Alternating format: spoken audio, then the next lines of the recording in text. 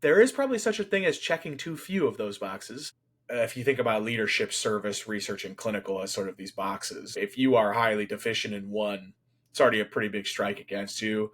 If you're highly deficient in two, you better have a crazy life story. You better have a super high MCAT, maybe both. So I think the goal is to check the boxes and then think about having one more box to check, which is like, and how am I different from everybody else? Or at least how am I unique? Or what are my big strengths that I'm now bringing to the table? And that's kind of the final box that needs to be checked, which you could consider almost like extra credit.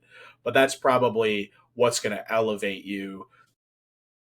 Every year, a quarter of the applicant pool is composed of reapplicants. So it is really common to not check a box and not know it and apply anyway and see what happens. So I think in general, you got to check the primary boxes at least a little. You have to have a strong upward trend in your GPA, if not a good overall GPA. You need to have a strong, balanced MCAT score relative to that school you're applying to. You got to have a certain amount of clinical experience. All of those are non-negotiable for getting in. There's other things where it's like you can be working on them during the year in which you're applying, things like leadership or working with underserved communities or research even. The question is, do you have it under your belt so that you can write about it in your essays in advance? And do you have something that is so strong about you that med schools will really love it and see the good in you to help overcome the missing boxes or the relatively missing boxes that you have?